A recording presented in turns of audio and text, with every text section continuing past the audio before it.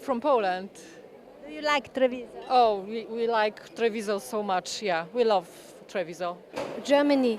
Do you like Treviso? Yes. Vicenza, Quanto vi fermate a Treviso? in giornata, sì, non toccata e fuga. Conoscevate già... Trenino apposta, perché col trenino facciamo un po' tutti i percorsi, riusciamo in poco tempo a vedere le cose più carine e poi torneremo a vedere quello che ci ha colpito di più. Conoscevate già la città o è la prima volta? No, è la prima volta a dire la verità. Dall'estero per un soggiorno più lungo, dal Veneto per una gita in giornata, il ponte del 2 giugno vede una buona affluenza di turisti a Treviso, tutti affascinati dalle bellezze della città, da visitare a piedi o col trenino.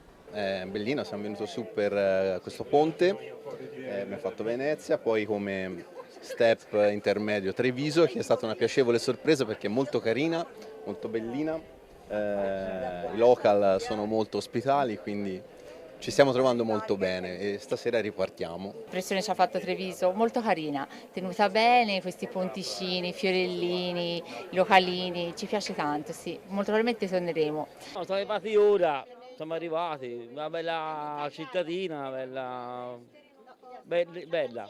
È una bellissima città Treviso, è molto bella, è suggestiva, è da vedere. Bellissima, è una città medievale a portata d'uomo, pulitissima e accogliente. Giornata di gran lavoro per bar e ristoranti, l'enogastronomia è sempre un punto di forza dell'accoglienza trevigiana, soddisfazione degli operatori che con i turisti lavorano. Abbiamo vissuto un periodo un po', diciamo, per i fatti internazionali e un po' di calo. Adesso mi sembra che stia tornando verso la normalità, insomma, assolutamente. Si vedono turisti che vengono a visitare la città e insomma tutto fa piacere perché si vede la città che vive, insomma. Stiamo implementando il livello turistico di Treviso in questi ultimi anni, si vede anche dalla qualità dei turisti stranieri. Abbiamo delle persone addirittura del Canada adesso che stanno facendo questo giro.